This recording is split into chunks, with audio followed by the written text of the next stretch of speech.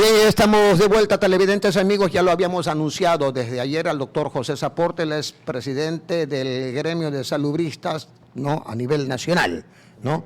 Con él vamos a conversar varios temas muy importantes, por cierto, y el día de hoy también nos acompaña nuestra querida amiga y colega Laura Franco de los Ecuador Informa TV. Muy buenos días, les saluda Laura Franco de Ecuador Informa TV, un gusto estar el día de hoy aquí con ustedes, Huguito, muchísimas gracias por la invitación. Además, el día de hoy tenemos que conversar unos temas muy importantes, tenemos un invitado muy especial, Huguito, ya usted lo anunció. El doctor José Saporta, un profesional de primerísimo nivel, profundo conocedor de la realidad sanitaria de este país.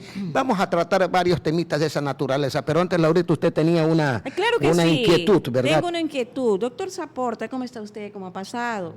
Usted ha sido, digamos, ha tenido un reconocimiento público. Por favor, coméntenos acerca de este reconocimiento que ha tenido usted. Bienvenido. Sí, buenos días a todos los medios que nos acompañan este día. Saludos a nuestros hermanos ecuatorianos y ecuatorianas.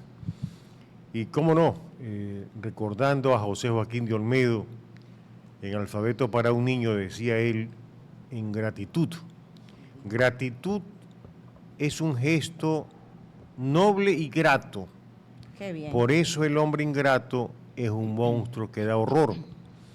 Y digo esto porque me corresponde ser grato con el Colegio de Educadores del Ecuador, miembro de la Unión Nacional de Trabajadores y Jubilados, integrantes de la Coordinadora de los Movimientos Sociales en la persona del licenciado Ricardo Ordóñez Jaramillo, a diferentes gremios y grupos sociales que generosamente han considerado mi nombre en esta lista de homenajeados como personajes del año. En este contexto entiendo que es un reconocimiento a toda su trayectoria, a esa preocupación constante que de alguna manera u otra contribuir para que en este país, digamos, la situación sanitaria de alguna manera u otra vaya saliendo por los fueros de un país medianamente civilizado. Y digo esto porque hemos observado con mucha preocupación que seguimos viviendo en un país donde el sistema sanitario deja mucho, pero mucho que desear. ¿Qué nos podría señalar usted? Definitivamente, y tratando de vincular este reconocimiento que ustedes lo mencionan generosamente, lo que debemos decir nosotros es que este momento es la hora de unirnos los sectores de la salud. Los que hacemos acciones responsables, tratar de, más allá de ser opositores o ser críticos, queremos ser proponentes de políticas de integración y de desarrollo de la salud pública. Ya hablaremos luego cuáles son las propuestas nuestras para el próximo año en cuanto a enfilar y corregir, porque el año 2025 nos deja muchas lecciones que corregir. Tenemos una serie de inobservancias, una serie de desatinos que deben ser corregidos de manera imperativa desde enero del 2026. Ya, esta situación es de extrema urgencia porque la salud no espera además y se entiende que debe ser prioridad uno la vida del ser humano, y en este contexto pues el compromiso que tienen ustedes más que nada como profesionales de la medicina y mirándolo de manera objetiva, hacer un llamado a no participar, digamos, con temas de interés político cuando hay intereses nacionales que son supremamente más importantes.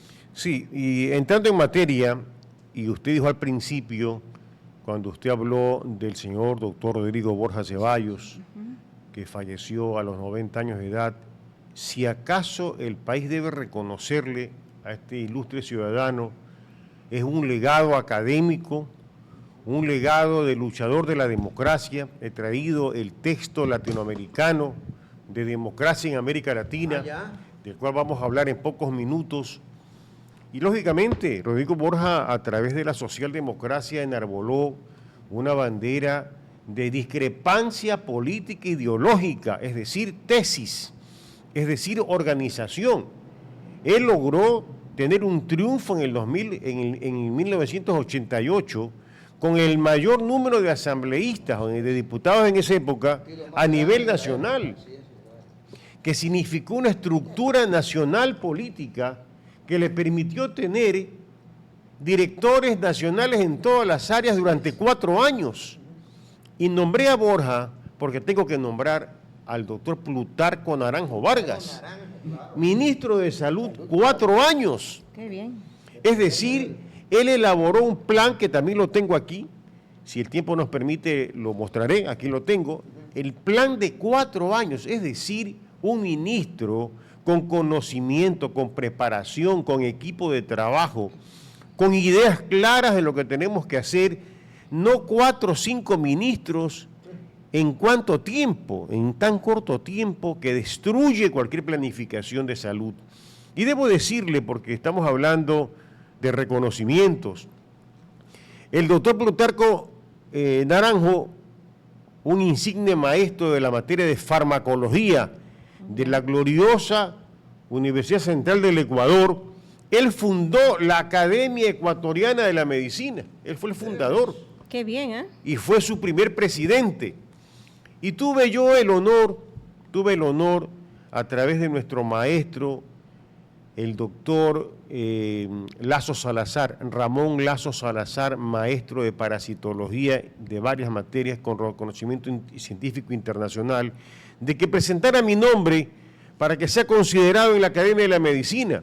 Qué interesante. Y entonces he traído también, porque sin documentos no se puede hablar, Claro. he traído Trascendencia del valor humano, el ¿no? artículo que yo elaboré en esa fecha y se llama Trascendencia del valor humano.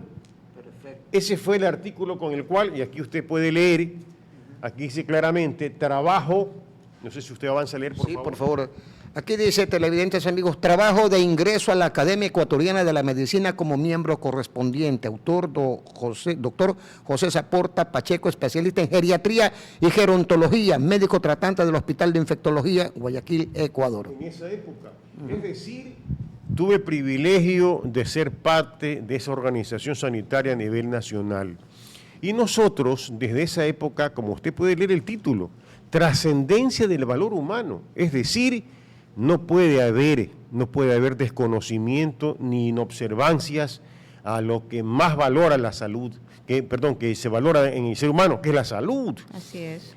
Y en ese sentido, para tener coherencia en lo que estamos hablando, no puedo dejar yo de mencionar la situación de la salud en que se encuentra este momento. Mire usted, por ejemplo, el presupuesto de la salud, y yo tengo cifras porque no se puede hablar de memoria, porque sin cifras no se puede hablar. La crisis sanitaria y el manejo de los recursos es un tema que exige mucha atención. El presupuesto total, 4.798 millones de dólares, que viene a ser un poquito más del año anterior. Fíjese usted, ¿cuánto se gasta en gasto corriente de este monto? El 96% del presupuesto. Es una vergüenza y una ridiculez que de ese monto del presupuesto total, apenas quede una ínfima 4% queda para la operación de salud. Qué pena. Imagínense usted, aquí está el dato, está en el internet. La inversión del 3% del presupuesto se destina para gastos de medicamentos e insumos, es decir, 176 millones. Es una cosa realmente vergonzosa, ínfima, y se destinan, dice aquí clarito, ¿no?, 325 millones en medicamentos y 91 millones en biológicos, que significa el plan de vacunación. Ese es el manejo de la situación de salud. La reducción del presupuesto para derivaciones y pagos clínicas privadas ha causado una crisis hospitalaria con recortes en servicios básicos y mantenimientos urgentes. Estos datos reflejan la situación actual de la salud en el Ecuador y la necesidad urgente, como usted lo mencionó, de incrementar. Hay hospitales que en este momento no tienen ni para la alimentación del personal y de los pacientes. Es una situación deplorable, usted dijo muy bien, urgente, y ya no se puede seguir esperando que otro ministro venga y siga haciendo experimentos cuando lo que se requiere es un plan de integración con todos los sectores de la salud. Doctor, hay una situación que sí me parece por lo menos inquietante, ¿no? Se pone la señora vicepresidenta de la República para que haga las veces o que intervenga, digamos, en el área de la salud. Y la señora, perdóneme de lo que tenemos conocimiento, ella es una empresa, puede ser empresaria en textiles. O sea, ¿cómo se puede asegurar, si se quiere, una atención a la salud de primer orden, con criterio lógico, con experticia del caso, cuando luego se le pregunta que cómo va a enfrentar esto, mandé a hacer un diagnóstico y a la hora del té un poquito más y se sale de la cancha, es decir, que eso no es para ella? ¿Cómo entender eso que parece ser que no se maneja con la suficiente seriedad a áreas tan sensibles como la salud? Bueno, usted lo ha dicho claramente y no estamos hablando mal de nadie, sino de la realidad. Es decir, ¿cómo puede delegarse a una persona que desconoce absolutamente y que al principio dijo que iba a tomarse unos meses para poder tener clara cuál es la situación de la salud, cuando eso no puede ser posible? Aquí tienen que tomarse medidas inmediatas. Ya voy a hablar yo de lo que considero los nudos críticos más importantes de la salud del país, y que por supuesto deben ser acogidos, usted lo mencionó muy bien, por los gremios de la salud, por los actores de la salud, por las universidades que están formando profesionales. Y que no dicen nada en los últimos meses. Y que cuentan supuestamente con centros de investigación de salud en diferentes ámbitos. Ya vamos a hablar de eso también.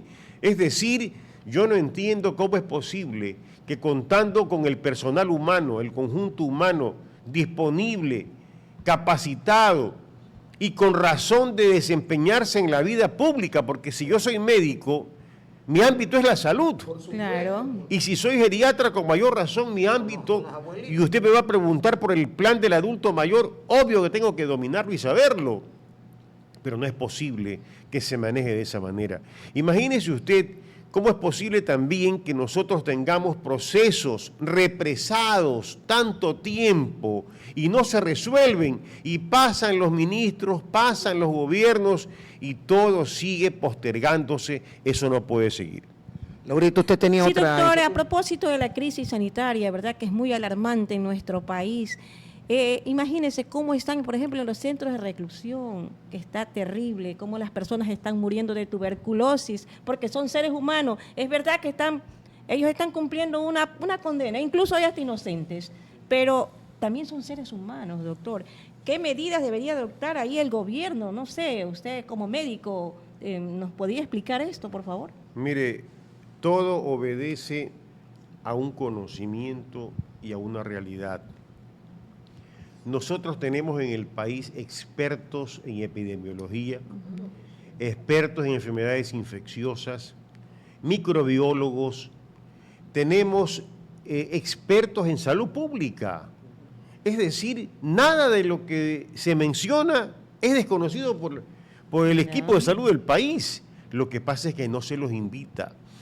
En vez de llamar, con todo respeto, a la señora vicepresidenta, debió llamarse a un Consejo Nacional de Salud que existe, el famoso CONASA, Consejo Nacional de Salud, constituido por profesionales de la salud, de las Fuerzas Armadas, de las universidades, de organismos internacionales de apoyo. Eso existe, pero no se lo hace de manera... Formaron un comité, un disque comité entre ellos mismos, para hacer lo mismo. No han resuelto nada.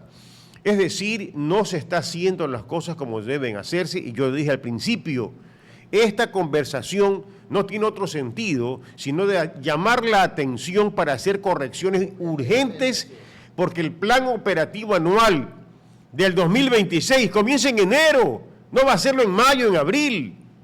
Usted habló de las cárceles. Sí, oiga, qué penoso. ¿Cómo es posible que no tengamos diagnósticos de salud en la cárcel? No hablemos de los que son realmente criminales o malhechores ya contumaces, hablemos de todos, porque son seres humanos. Humanos, incluso le digo que hay unos a todos son inocentes, Y lamentablemente. muchos son inocentes o son detenidos por razones Pequeñas, inclusive así es. baladíes pequeñas, que no merecen ese trato inhumano en el que se encuentran. Y morir de la forma como lo están haciendo. Es obligación internacional de las autoridades de salud, del gobierno actual rendirle cuentas para la fe pública internacional, porque esto es una afrenta y una vergüenza como que estamos viviendo en etapas de la selva y eso no puede ser posible. Claro. Oiga, una situación, hemos recibido algunos datos por parte de gente que está ahí al interior de las cárceles, hay SIDA, el hacinamiento, la tuberculosis, una serie, hasta lepra creo que hay ahí. Pero me dicen de que muchas gentes, eso se ha convertido en un foco infeccioso sumamente preocupante y peligroso, porque muchos van a visitar a sus familiares en esos y luego salen a la calle y van a los colectivos, ¿qué será? Y se puede tranquilamente transmitir con muchísima facilidad esta dolencia. Definitivamente, la situación y la preocupación sin que esto cause alarma, no estamos hablando de alarmar ni de crear una situación de pánico, no, simplemente de advertencia, porque cuando uno se advierte lo que se pide es organización y tomar medidas. Nosotros vemos con preocupación que las políticas de prevención de salud pública están afectando en dos ámbitos principales, el VIH-Sida, que es de enorme transmisión frecuente por las condiciones de promiscuidad en que se vive, el hacinamiento público que determina, inclusive ustedes dijeron muy bien, mire usted, por ejemplo, un visitante de una cárcel que va llevando el bacilo de Koch en sus pulmones y va tosiendo o va estornudando en los transportes públicos, en un evento público, va repartiendo. No todo el mundo que se contacta se enferma, pero muchos lo podrán desarrollar. E incluso en la casa, a su familia, a sus E hijos. inclusive dice la epidemiología que quien adquiere el bacilo y no se enferma puede, sin embargo, seguir transmitiéndolo a otras personas. Sería. Como portador sano. Ya. Es decir, no toda persona se la ve enferma, ¿no?, para que transmita, puede estar sano y es transmisor. Es decir, el tema es muy serio, muy delicado y exige rigurosa reacción de quienes tienen a la mano este rol de ordenamiento sanitario. Vamos a hablar luego de que ustedes, no sé si tengan otra inquietud, Claro. por proceder a armar cuáles son los puntos más importantes de la salud del país. Nos gustaría, doctor, que usted vaya adelantándonos el tema, hasta eso Laurita se prepara con la otra inquietud. Así es. Correcto. En primer lugar, es imperativo que se haga realidad ya en el plano operativo la modificación. Dejarnos de distritos y de zonas de salud y pasar a las direcciones provinciales como hubieron antes. La estadística demuestra que ese mecanismo sirvió para tener coherencia en lo político-administrativo, en lo presupuestario y obviamente en lo operativo, porque no se olvide usted que la salud no solo es cuestión del gobierno central, del ministerio, sino también de los municipios, de los organismos seccionales, de tal manera que esto es una obligación de equipo para darle una gobernanza sanitaria al Ecuador. Eso no está ocurriendo y debe ser operado en forma inmediata. En segundo lugar, la distribución de los equipos de salud no están priorizando la atención primaria de salud. El presupuesto, que yo lo tengo también aquí señalado y que es importante remarcarlo, mire usted, por ejemplo, cómo no vamos a darle importancia cuando el número de unidades de salud no ha crecido al mismo ritmo que la población. La población creció al 42.9% y las unidades de salud al 15.46%. Habían antes 1.736 subcentros y puestos de salud y ahora hay 1.692. O sea, se redujeron. ¿A quién afecta esto? A la atención primaria de salud. Y entonces la población va a llenar los hospitales de segundo nivel y tercer nivel en detrimento de a dónde debe resolverse los problemas. Dice el estudio que el 80% de los problemas de salud deben ser resueltos en la atención primaria. La primera línea de defensa. Si no, Perdóneme, la si vida, traspasa la eso, salud no es la tenemos mejor nada. lotería, la mejor lotería que puede tener el ser humano, es la salud. Otro aspecto importantísimo que no podemos dejarlo de mencionar en estas circunstancias que vivimos es lo que se llama hoy día, o se conoce hoy día, como sistema de atención prehospitalaria. ¿A qué se refiere esto? Se refiere a toda atención o toda demanda de salud antes de ser hospitalizado. Por ejemplo, con tanta violencia que vivimos, hay gente herida, gente afectada por disparos, por armas blancas, por explosiones, en fin. Debe haber una política de atención urgente, inmediata, en esas condiciones. La mayoría de estas personas, por falta de esa diligencia y planificación, fallecen en el traslado a un hospital. Número uno. Número dos, los sistemas de traslado de ambulancias. Las ambulancias tienen que estar preparadas tanto en logística como en el equipo que atiende. Yo debo relevar que el equipo de los bomberos de Guayaquil, de lo que yo conozco, son equipos preparados para atención primaria en salud de asistencia inmediata. Así es. Es decir, en reanimación cardiopulmonar. Ellos tienen nivel A, B y C. Han sido muy eficientes en su preparación. Ellos deberían preparar porque a nivel del MSP no está preparado ese equipo. Ni siquiera hay unidades de emergencia, ambulancias, no voy a nombrar los hospitales, están unidades sí, pero todas dañadas. Usted lo dijo. El otro equipo, conjuntamente al que ya mencioné, es el asunto de las unidades ambulatorias, es decir, las unidades móviles que se llaman, que han decrecido en cuanto a su servicio. Es importante porque ellos pueden resolver muchas cirugías ambulatorias inmediatas sin que llenen los hospitales de salud. Esta situación, televidentes amigos, es sumamente preocupante porque la infraestructura física no se daría abasto y obviamente entraríamos en un serio problema de absoluta emergencia sanitaria que hay que ver pues si es que tampoco hay políticas claras, políticas públicas para enfrentar el problema. Poniendo gente que no tiene la experticia necesaria, es obvio que se puede explicar un fracaso en esa gestión. Laurita, ¿usted tenía alguna...? Sí, el doctor pues ya terminó de explicar lo que es la salud, doctor. Quisiera contar algo más importante también sobre este tema, es la importancia que tiene que haber sobre el tema de la prevención de enfermedades no transmisibles. Yeah. Es decir, básicamente hablemos de obesidad, diabetes e hipertensión arterial. No se está trabajando en un plan educativo desde escuelas, colegios y universidades. Sería excelente. Para que no tengamos adultos que biológicamente podrán tenerlo, pero que en este caso son víctimas de la desinformación.